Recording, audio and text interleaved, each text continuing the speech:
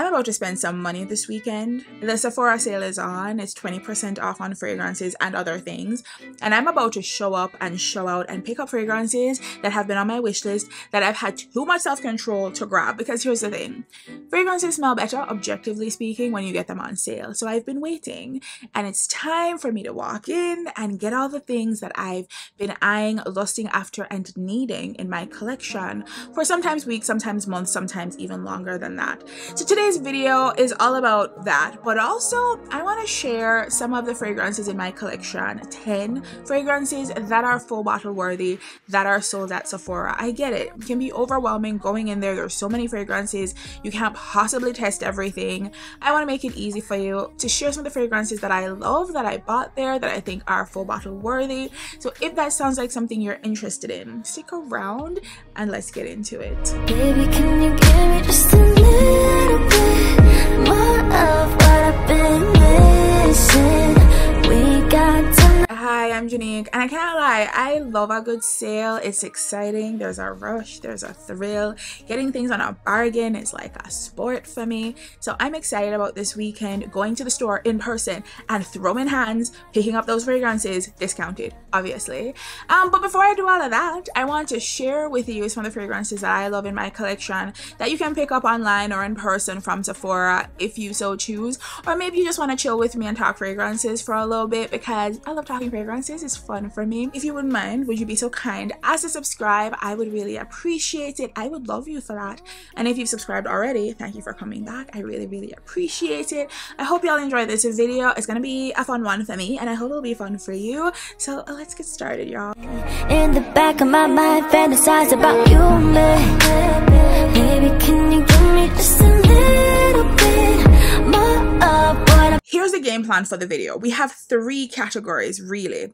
We have vanillas, yes. We have gourmands, yes. We have florals, yes. Those are the only categories we need. We don't need to talk about anything else right now, right? If we only have 10 spaces, these are the ones we're going to talk about. Then I'm going to get into my wish list fragrances. If you want to stick around for that conversation, we can do that. But let's start off with the fire vanillas I would recommend to anybody who's looking to pick something up this weekend at the sale. So all 3 of these fragrances are bad and bougie, and the first one may be the baddest and the bougiest of them all, and it is Yves Saint Laurent's it's Libre Intense, the best Libre. I've said this multiple times, it just is.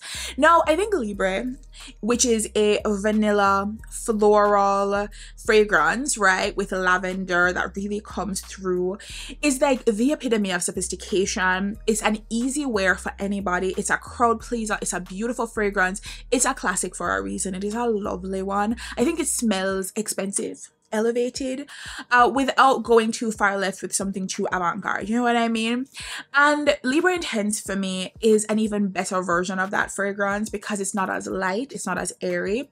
This one has a heavier dose of vanilla, so it's a lot jammier, thicker. It sits on the skin really beautifully. It is sweeter. This fragrance to me is the kind of fragrance you wear on your anniversary night, to a date night, when you want to impress somebody. You want them to know your credit is good, you have your life together, but you also a bad bitch. Like, this is what this fragrance gives. Even the bottle itself, I just think it just looks beautiful on a dresser. It is such a fave of mine. So what is the difference with Libre Intense and Libre Le Parfum, just in case you're considering all 3, you don't know which one to go with? No, Libre for me is a lot airier, it's lighter. The lavender is a really prominent note in that one. With the Libre Le Parfum, which is still really fire, and for a lot of people, most people I know personally prefer Libre Le Parfum over all of them. That is the most white floral heavy of all 3, and I think it reads the most grown, sophisticated, elevated, elegant. That is how Libre Le Parfum smells to me, whereas Libre Intense gets a lot sweeter, heavier on the vanilla, and just reads far sexier. So if I had to pick, and you know, we can't have all the things. I definitely picked Libre Intense for myself. I think this is a beautiful fragrance. And I don't think it can disappoint anybody, to be honest, because it's just such an easy fragrance to enjoy. Now, another Bad and Bougie fragrance in my collection that I thoroughly enjoy wearing and have for a minute now is another classic, and it is Guerlain's Mon Guerlain. I think this is a beautiful fragrance that isn't too dissimilar from Libre, in my opinion. This is how it's different though.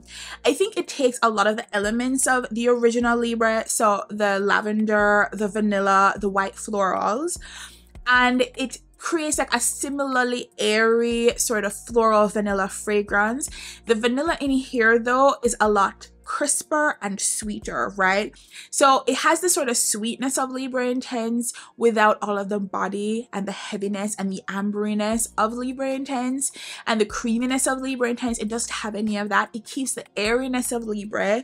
We get the sweetness of Libre Intense, and we get this really beautiful prominent white floral that's also coming through. I think it's a beautifully blended and layered fragrance that smells like the kind of thing you would wear to like brunch, to going out on a Sunday with friends. You're all dressed up, you're feeling really pretty, and you sort of want to accessorize your prettiness. You want to, you know, further sort of communicate femininity and softness and suppleness and all of that beautiful stuff.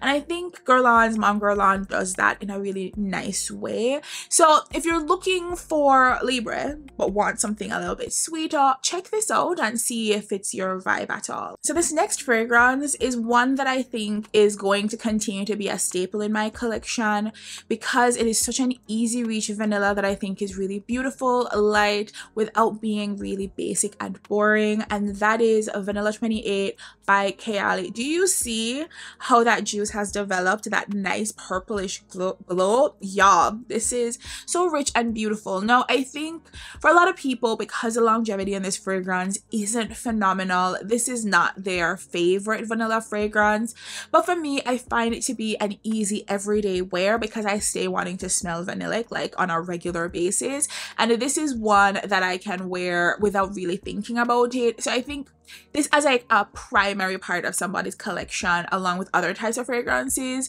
is a beautiful addition. So like I said, this is like a very basic simple vanilla because I do have those and enjoy those. There's like a bourbony vanilla, there's a kind of booziness to it. It's really rich and deep and full without the texture getting too heavy. There are these beautiful floral elements to the fragrance as well. I think if you just love vanilla for the sake of it and you want something that isn't too creamy or heavy, I think Vanilla 28 is a beautiful place to land. I also, like I said, love to layer this one because it wears well with a lot of florals, a lot of woody fragrances, a lot of aromatic fragrances, with other sweet fragrances. It just layers beautifully because it isn't too physically heavy.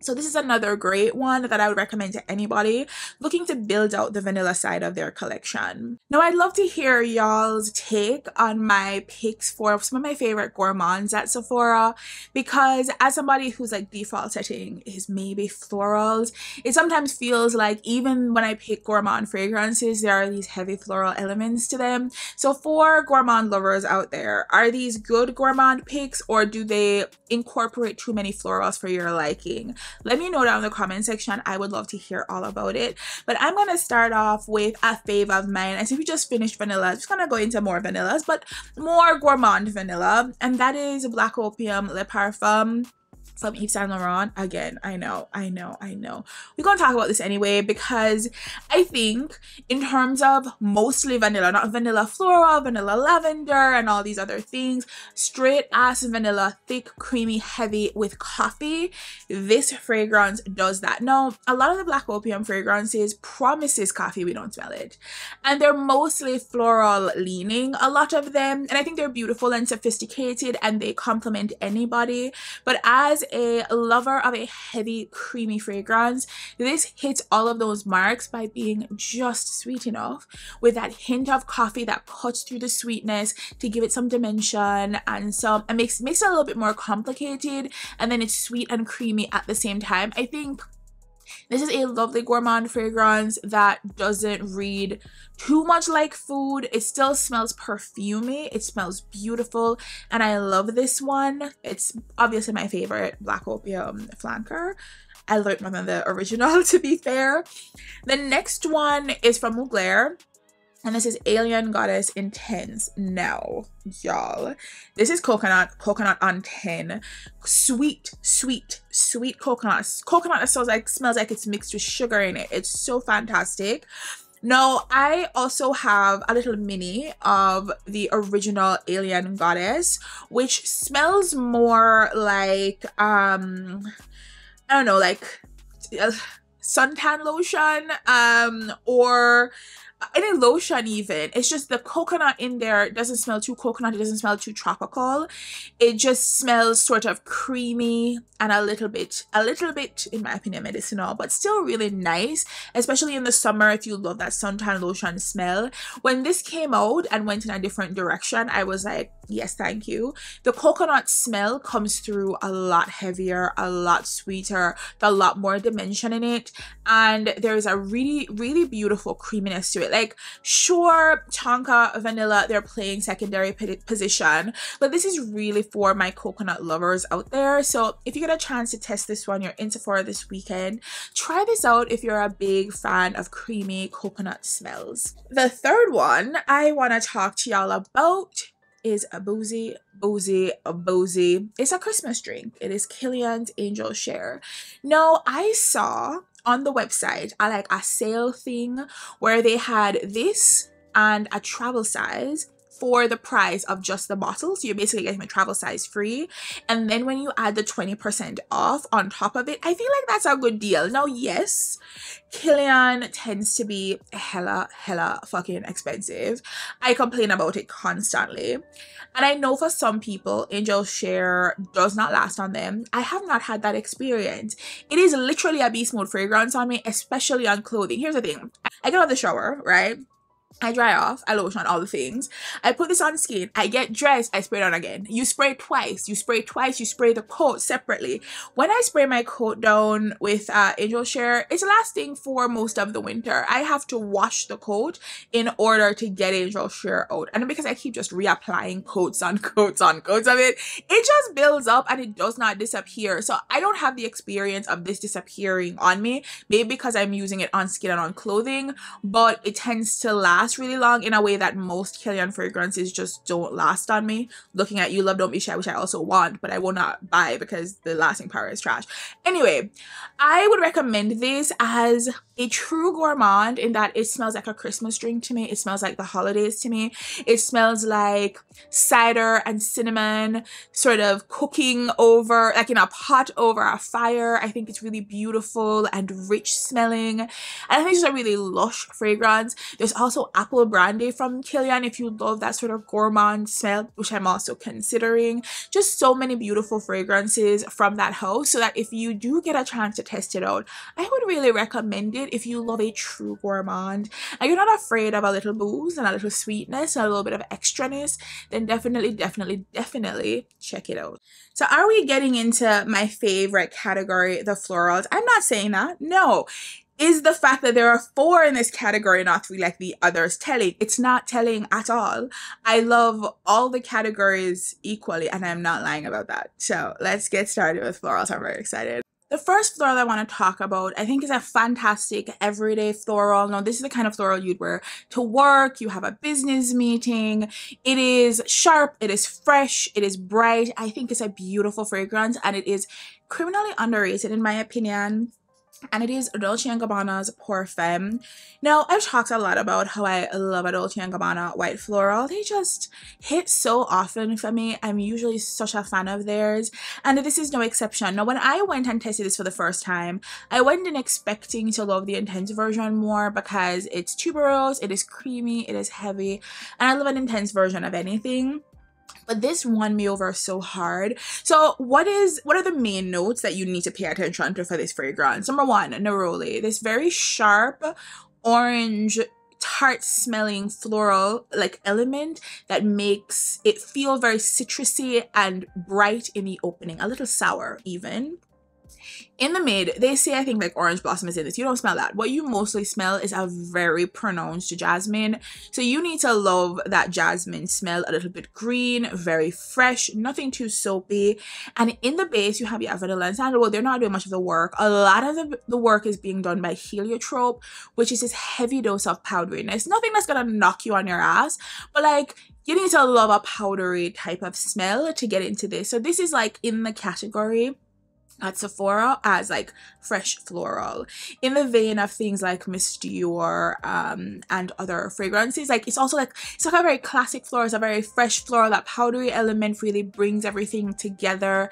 So it's not the sweet sort of round full white floral I tend to go for, but I think this is the type of like everyday work perfume that I find to be like right up my alley.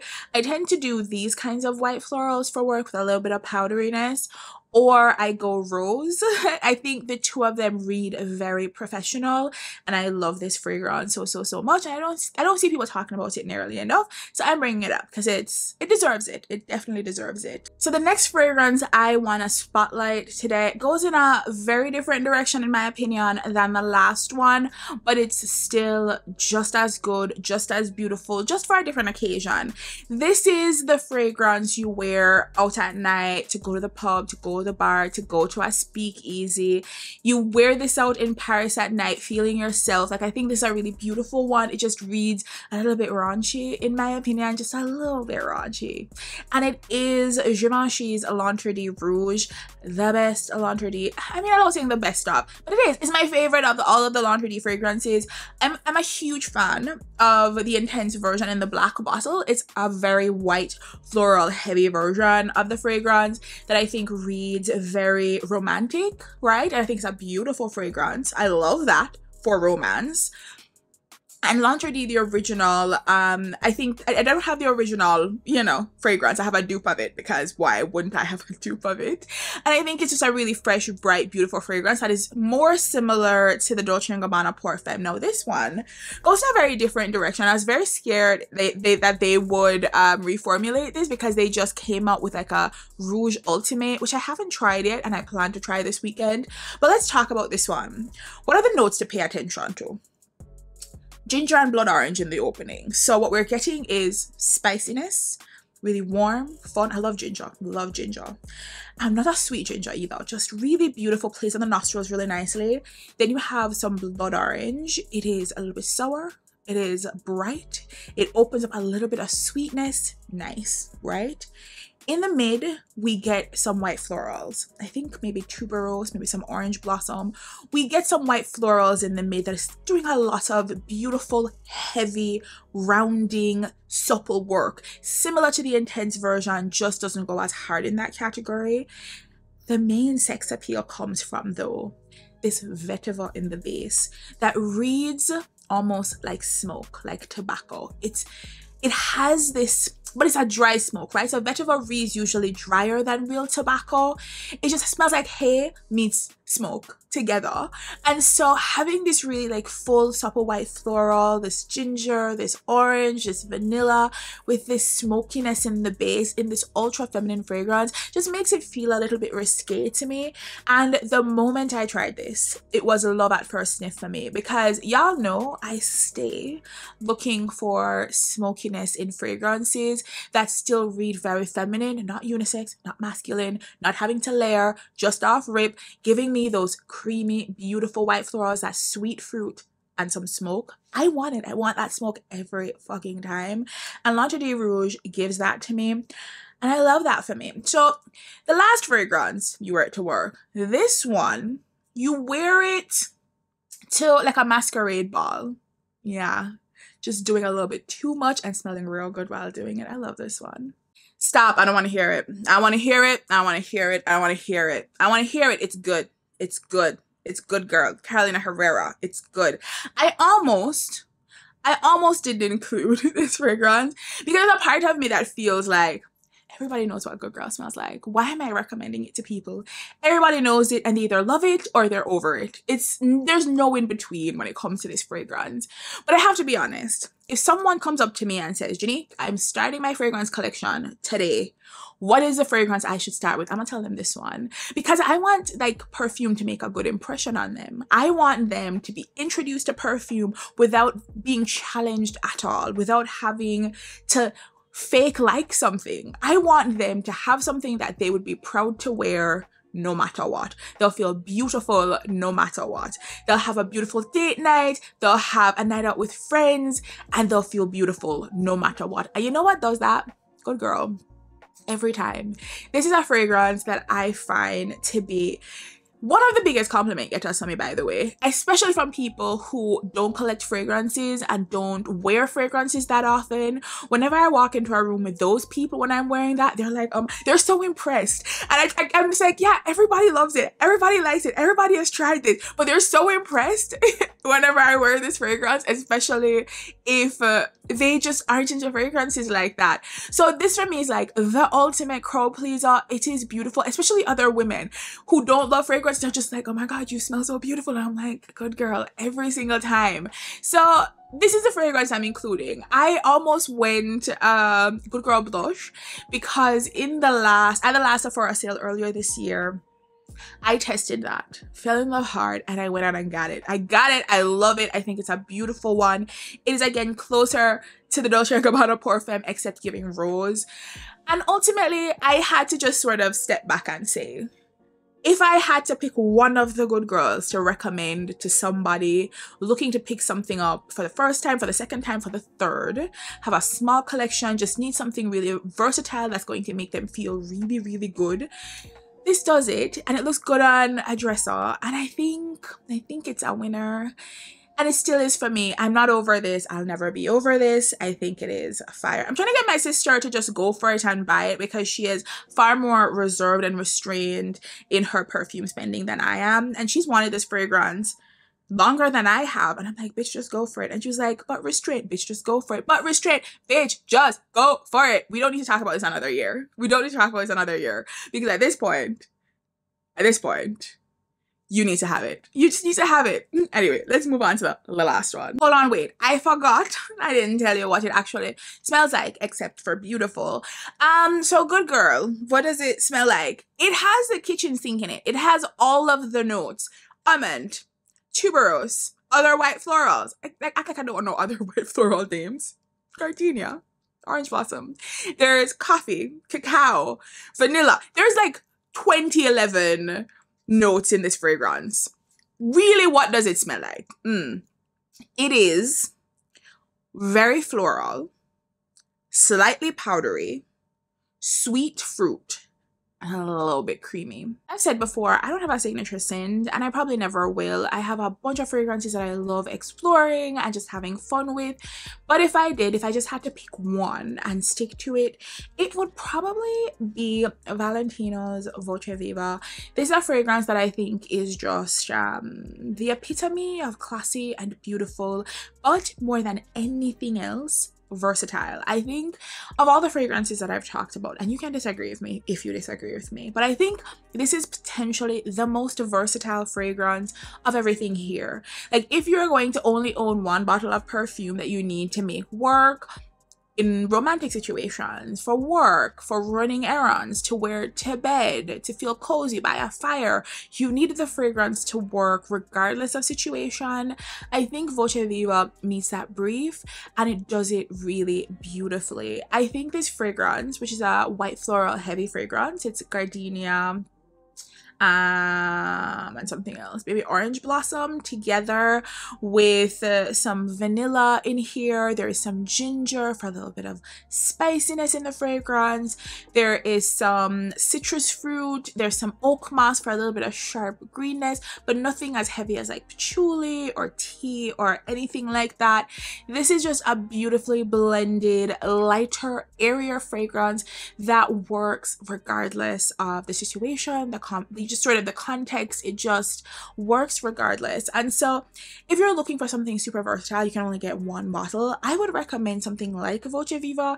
There are a few fragrances in this sort of category that I think are fantastic. Things like Armani My Way, Givenchy Irresistible, Prada Paradox. All these fragrances feel pretty similar, skewing in either more floral directions or sweeter vanilla directions, depending on the one you go with. But of all of them, I would say Dolce Viva is the one that I would pick for myself if I had to pick just one fragrance. Now, as much as I love sharing my actual fragrances with you, sharing bits of my collection, I love sharing a wish list as well, because y'all know I'm picking up shit this weekend come hell or high water, y'all know.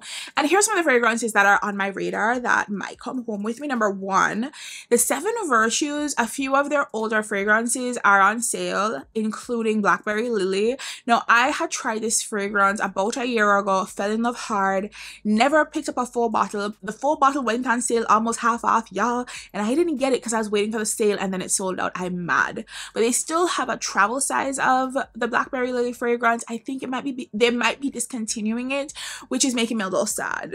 So I think I might grab the travel size while it's on sale, plus the 20% off. So, you know, savings on savings on savings. They're basically giving it to me for free, so I need to get it, obviously. I'm also looking at their fragrance Cherry Ambition. I'm not considering a full bottle quite yet, but I am considering a travel size just to test it out, see what it gives. Everybody who's a cherry lover is telling me it's fire, and I believe them, but I know that, you know, not all cherry is created equal, and I love certain types of cherry more than others. So I do want to test this one out, and I'm going to test it out not in the form of a little mini, but in the size of a travel size to give myself time with the fragrance, let it sit with me. And if by the end of the sale I still want it, I make it a full bottle as well, because, you know, self-control is clearly my thing. I'm also considering Dolce & Gabbana's Devotion. Like I mentioned earlier in the video, I love a Dolce & Gabbana white floral. I tested this one in stores a little bit. I didn't have time to wear it for a while, to give it a full day wear, to see how it really sat with me. But it's been just sort of percolating for me, and I've been wanting it. It has this very sweet candied lemon in the opening, beautiful white florals. It sounds phenomenal, doesn't it? And it is. It's beautiful. It's sweet. It's fresh. It's citrusy. It's heavy on the white floral energy, and I kind of want to pick it up, but I haven't had enough time to test it to know if it's full bottle worthy yet. The last two I've been considering, number one, it's Kayali's Yum Pistachio Gelato. Now, I know this is a controversial release from Kayali, with a lot of people being dissatisfied, especially the gourmand girlies, but I found in testing that fragrance multiple times and wearing it multiple times that I really do think it is a sort of cross. It's like a midway point between floral and a gourmand. So if you're looking for a true gourmand, it doesn't give that. But if you're like me and you love a floral fragrance and you appreciate a gourmand one, then I think this pulls everything together beautifully.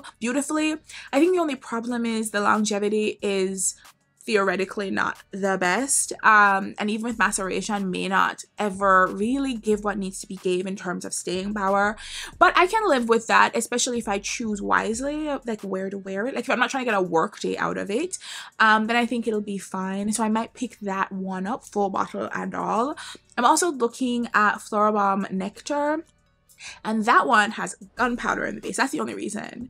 I don't know, the rest of it could smell like trash, but it has gunpowder and it makes me excited because y'all know how I love that smoke. So I'm thinking about that one for no other reason. It could be terrible. I don't know. Although my sister in Roxanne's Retreat, she talked about Floral Bomb Nectar, and she may have talked me into it because she has fantastic taste and she likes that one. So I probably will like it too. So that's enough reason for me to, you know, maybe pick it up. Now, at the back of my mind, there are a bunch of these like smaller non-designer fragrances that I'm eyeing.